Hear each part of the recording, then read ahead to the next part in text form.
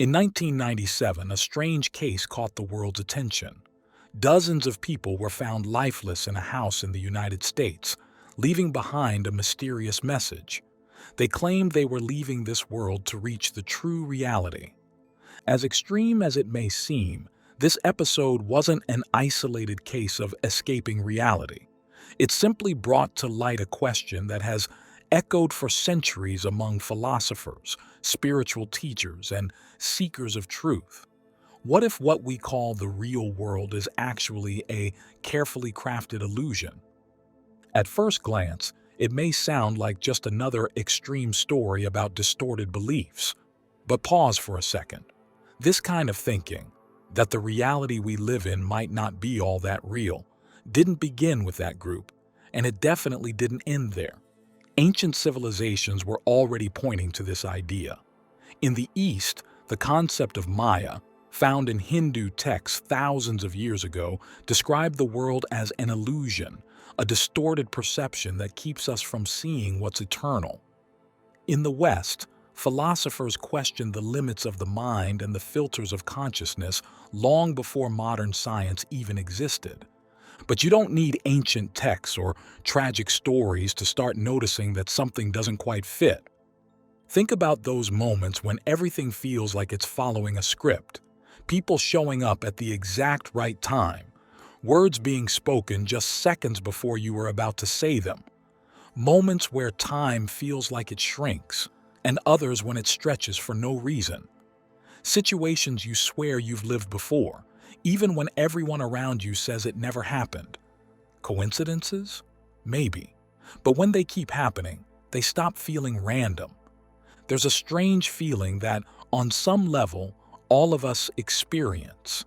That there's something behind what we call reality. That feeling doesn't have a set name. It's not a theory. It's not a belief. It's a quiet suspicion that shows up when logic can't explain what we're going through. And that's where we begin to ask, what if the world we experience isn't what we think it is? What if everything we call real is actually a construction, not of the outside universe, but of our own minds? Maybe what we call reality isn't a perfect reflection of the world, but a limited interpretation shaped by something much closer, by what's happening between our ears. This is the breaking point, where common sense starts to crack, where what once seemed solid starts to feel flexible, where reality begins to show its flaws. From this point on, the question is no longer what is real, but who is creating what we call real? And maybe the answer is closer than we think. What we call reality isn't exactly what our eyes see or what our ears hear. What we perceive as the external world is actually the final result of a highly complex inner process. The human mind doesn't just receive information from the environment. It interprets it, reorganizes it, and in many cases, fills in the gaps with what it already knows. Instead of acting like a camera that records what's in front of us, the brain works more like a projector, building from memories and expectations, the scene we call now. This invisible mechanism feels so natural that we don't notice it's always running. When we look at something, our brain doesn't just record what's there. It compares it with what it's seen before. It looks for patterns. It predicts what should happen next. And if something's missing or unclear, it fills in the blanks based on what it expects to find. This happens in milliseconds, without any conscious effort. The image we see in our minds feels complete, but it's far from objective. It's a simulation accurate enough to guide us, but based on interpretations that come from within, not from what's outside. This simulation is what neuroscientists call the internal model, a mental representation of the world that we use as a reference for everything we feel, perceive, and decide. That model isn't fixed. It's updated all the time, but always based on past experiences, learned beliefs, and cultural conditioning. In other words, we don't see things as they are.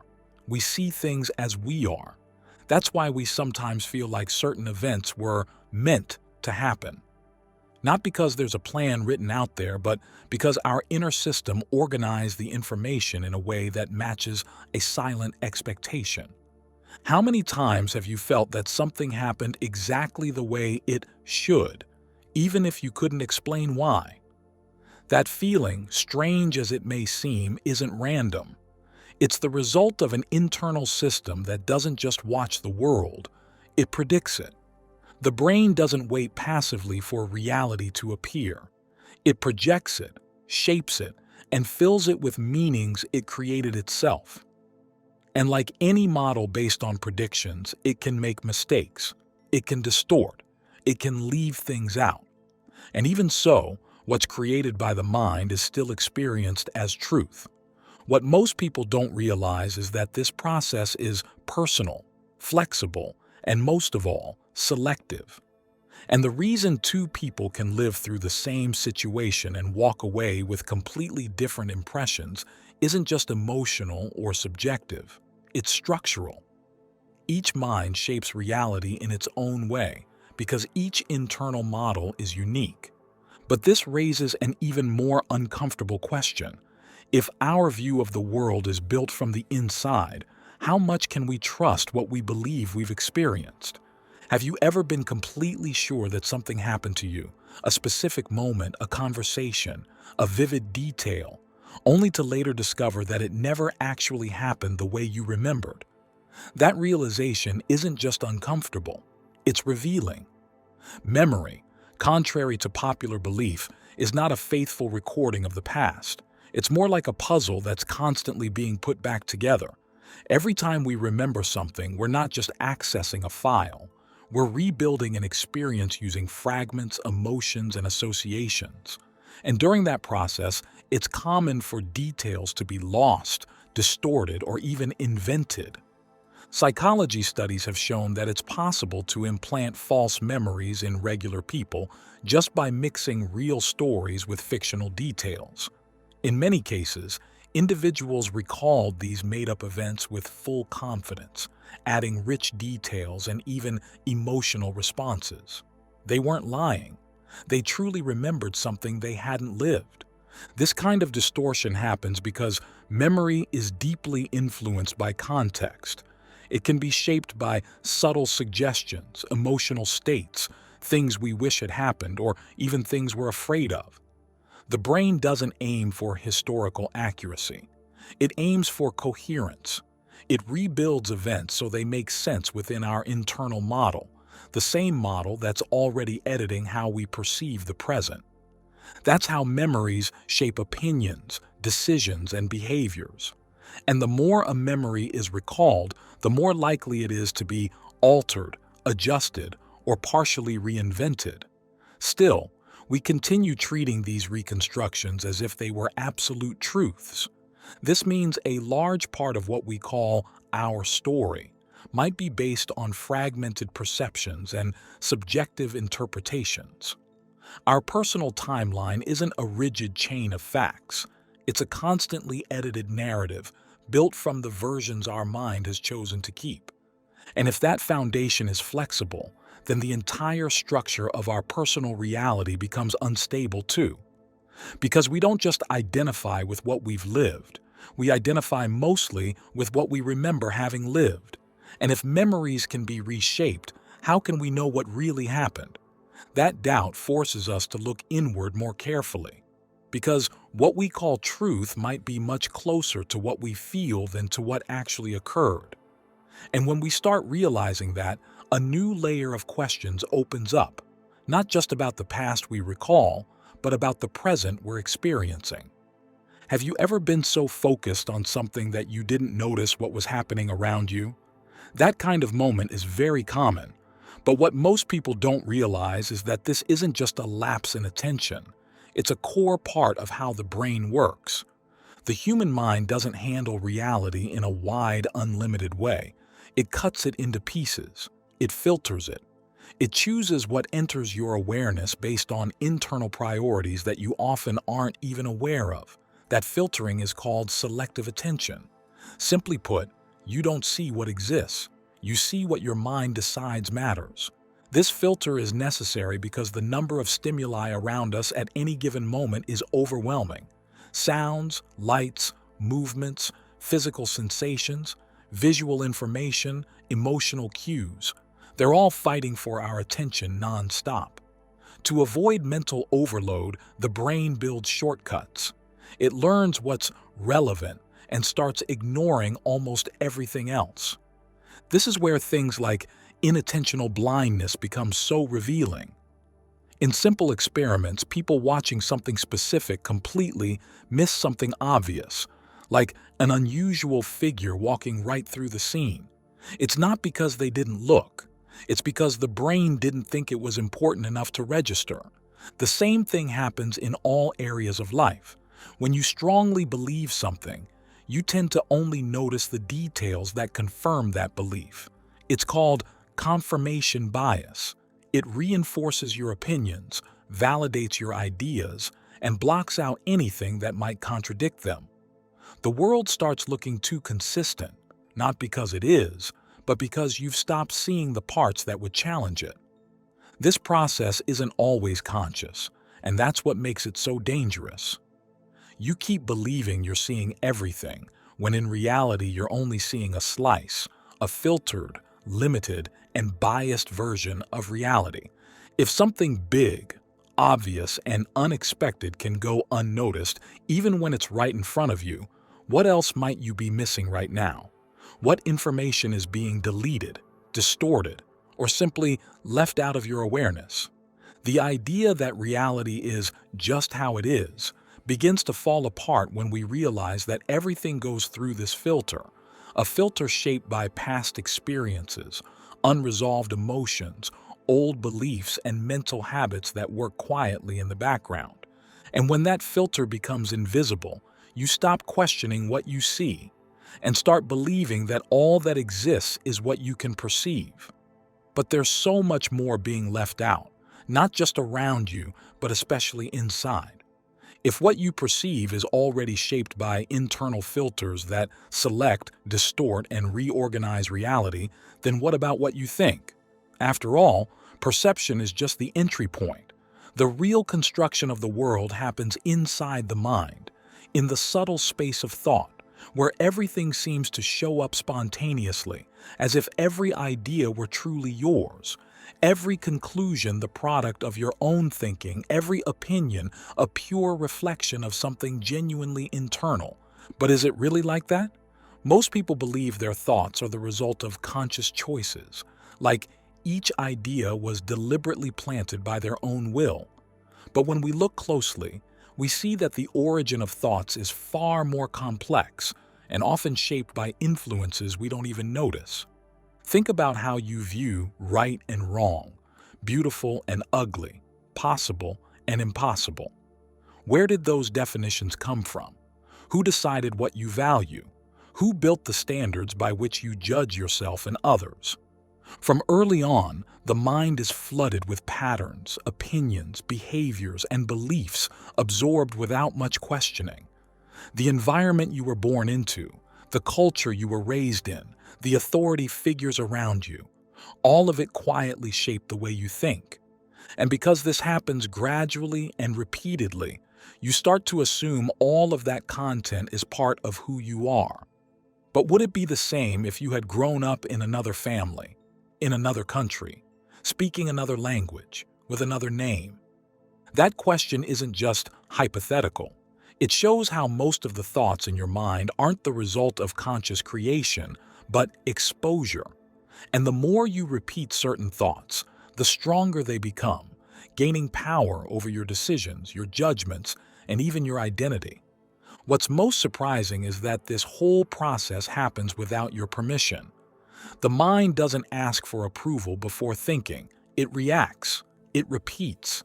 It interprets the world using memories and references that were stored, often without you even realizing. That's why many of the thoughts that seem yours are actually inherited. They were conditioned. They were installed without a formal invitation, but with full control over your life. The thought you're having right now might have been planted decades ago, by a phrase you heard as a child, by a message repeated in the media, by a culturally reinforced idea that became unquestionable. When you really start to see how this dynamic works, it becomes impossible not to rethink what it means to have mental autonomy. If so much of what comes into your awareness is just a reflection of your surroundings, then what exactly came from your deepest, most authentic self? What do you actually think when you're free from the noise that was programmed into you? And if that question remains unanswered, maybe it's time to look not just at what you think, but at who's really doing the thinking.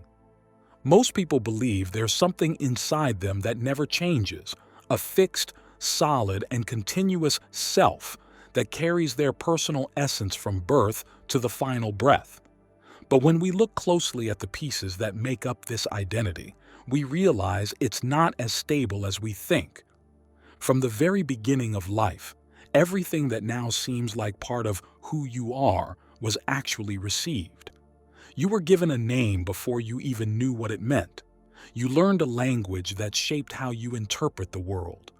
You absorbed values without questioning them, simply because they came from people you instinctively trusted. Ideas, habits, even preferences. Almost everything was programmed, reinforced, and normalized over time. This built identity isn't the result of conscious choice. It's the result of repetition. The more something is repeated, the more it feels familiar. And what feels familiar starts to feel true. That's how a personal story forms. A self-narrative made of memories, beliefs, and self-images that are constantly edited to feel consistent. But there's a biological fact that shines a new light on this whole construction. The human body, including the brain, almost completely renews itself every 7 to 10 years. Cell by cell, layer by layer, the physical structure you call my body is no longer the same as it was a decade ago. Not even your nervous system stays untouched. It reorganizes, adapts, transforms. Now think about that. If the matter that forms you has changed, and the thoughts in your mind have been shaped by outside influences from the start, what exactly has stayed the same? Have you ever wondered if, instead of being a fixed essence, your identity might just be a string of adaptive stories? What if the version of yourself that you defend so strongly as just who I am is really just a collection of repeated stories you've learned to accept as truth? This process runs so deep that many people live their whole lives inside an inherited identity without ever realizing they could question it. When someone says, "This is just the way I am," they're rarely expressing something truly authentic. Most of the time, they're just verbalizing a set of patterns that were installed, reinforced, and kept alive through repetition. But there's something even more subtle in all of this, something beyond the content that was handed to you. Because if your body, your mind, your thoughts, and your beliefs all change, then why do you still feel like there's something there, something that stays, something that watches all these changes without disappearing? If what we call identity is mostly a narrative shaped by outside influence and constantly updated by your environment, then a tough question arises. Who's really in charge? For a long time, we believed that decision-making was a conscious act. We think, we evaluate, and then we choose. But recent discoveries about how the brain works have started to challenge that logic. Brain scan studies revealed something surprising. Even before we consciously decide to push a button, for example, the brain has already started the decision process, seconds before we become aware of it. This time gap between the neurological act and conscious perception reveals a profound detail about how the mind works. What we think is a free choice may actually be an automatic response that is only later justified by our rationality. Consciousness is not leading the process. It is coming last, like a narrator trying to make sense of something that has already happened. In daily life, this shows up in the choices that feel spontaneous but are heavily influenced by past experiences, social conditioning, emotional triggers, and mental patterns running in the background. You walk into a store and choose a piece of clothing. You believe it was a free choice. But was it? The cut, the color, the brand, the atmosphere, the emotional associations, all of it silently shaped that decision. This realization shakes the foundation of what we call free will. If most decisions are prepared behind the scenes before we're aware of them, then what's really under our control? Are you completely sure you chose to watch this video now? Or was that choice just the logical result of earlier factors that led you here? That question isn't meant to create discomfort. It's meant to bring clarity. Because once we start watching the inner workings of the mind more closely, we notice patterns that repeat, mental paths that we follow almost automatically, and decisions that, no matter how personal they seem, are really just the final step in processes we didn't consciously guide. So if consciousness isn't deciding everything, then what is its real role? If there's something inside us that doesn't directly choose our thoughts, doesn't consciously build our identity, and doesn't perceive everything objectively, then a new possibility appears. Maybe our real role isn't to control, but to witness. Imagine for a moment that your mind is like a room with multiple screens playing scenes, voices, and ideas all at once. One screen shows future worries. Another replays fragmented memories from the past. Another flashes judgments, plans, impulses. All of this is happening constantly, like a non-stop flow. And in the middle of all that activity, there's something that doesn't change, doesn't interfere, but simply observes. This point of silent observation is what many spiritual traditions call consciousness. Not consciousness as a state of alertness, but as timeless presence.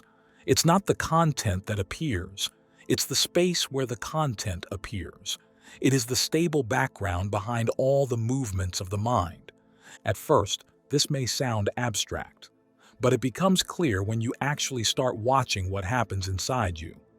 A thought shows up, then another. They come and go. Some are contradictory, some repetitive.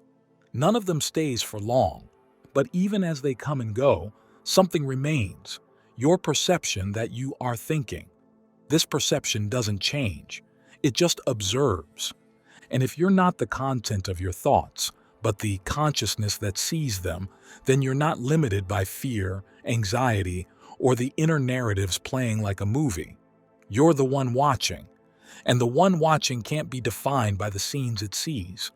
For thousands of years, spiritual teachers, philosophers, and meditators have pointed to this same truth, although under different names. Awakening occurs not when you try to master the mind, but when you begin to see it as it is. Inner silence is not the end of thoughts, but the beginning of clear observation. This kind of observation isn't a struggle. It's natural. It shows up anytime you pause for a second and just notice what's happening inside. And the more you recognize that thoughts are just passing through, the less you get tangled in them. A thought isn't a command. An emotion isn't a destiny. An internal story isn't your identity. If all of that can be seen, then the real you is the one seeing it. And if you are the consciousness that observes, what else can be observed besides thoughts? What else is going on within you that perhaps hasn't yet been clearly perceived? If observing your thoughts already shows that you're not the content of the mind, but the consciousness that observes, then the next step is understanding what exactly is being perceived and where it all comes from. Because the mind doesn't just think, it anticipates, it projects. And most surprisingly, it starts creating reality before you even experience it. The human brain works like a prediction system. It doesn't sit around waiting for input from the outside world to then react. Instead, it uses past information to guess what will probably happen next. And based on that prediction, it builds your experience of now. That means you don't see things as they are. You see what your brain expects to see. This happens constantly, at every level. When you walk into a familiar room, for example, your brain automatically fills in parts of the scene, not because it's lazy, but because it's trying to save energy. Predicting is more efficient than processing everything from scratch, and that's why often we don't even notice when something small has changed, because the mind already decided what was supposed to be there. This also applies to emotions. A sound, a smell, or a facial expression can trigger emotional patterns you already have stored. If you were criticized in the past in a certain tone of voice, hearing that same tone again, even in a different context, can automatically bring back that same emotional reaction. The brain links, anticipates, and reacts before you get a chance to think clearly. This predictive behavior isn't a flaw, it's a built-in feature. But if you're not aware of how it works, you might think you're living in the present, when actually, you're just replaying the past, disguised as now. How many times have you overreacted to something, only to realize later that the situation didn't deserve that much intensity? That's the mind projecting old memories onto new situations. And here's the tricky part. It happens so subtly that you don't even notice you're not reacting to the present, but to a conditioned echo of the past. So the reality you experience is a field of internal projections. It takes shape based on your beliefs, your past experiences, the emotional patterns your mind has labeled as safe or dangerous. It's not neutral. It's an internal construction that happens in real time, even before you realize you're seeing it. And if expectations shape perception, what happens when those expectations are wrong? What happens when they're shaped by old pain, unresolved fears, or limiting beliefs you absorbed without question? In those moments, what you see isn't the real world. It's a distorted reflection of it, a mental projection that feels real only because it was predicted. But there's something even more intriguing about this process. Something that has to do not just with how we see the world, but with the very structure of what we call reality. Because if the mind is creating your experience before it even unfolds, how much influence does consciousness actually have over what we experience as real? This construction isn't working against you. It's not here to trick you. It's simply the natural result of a system designed to save energy, protect you, predict danger, and keep you alive. But the cost of that efficiency is illusion, an illusion of control, of stability, of certainty. This is where awakening begins. Awakening doesn't mean fighting the mind. It's not about forcing silence or trying to eliminate thoughts. Awakening starts with observation. It begins the moment you finally see the system working, without being pulled into it. When you notice a thought rising and you don't react. When you catch a judgment appearing and you choose not to merge with it. When you recognize fear surfacing but know that fear is not you. The mind will still keep running. Thoughts will still come and go. Memories will keep being rewritten. Expectations will continue to shape how you see the world. But from this new place of awareness, you're no longer a puppet of the system. You become its witness, and that alone changes everything. Because when you observe with clarity, the automatic starts to lose power. The patterns begin to dissolve, and in the space left behind by what used to be an unconscious reaction, something new appears: presence. You don't need to dominate the mind to be awake. You don't need to make it something it's not. You just need to understand it. And from that understanding comes the chance to live with more clarity, more ease, and less illusion. After all, if all of this is a construction, a grand stage built from memory, expectation, and repetition, then maybe the real power was never in changing what appears, but in finally noticing who's observing it all happen.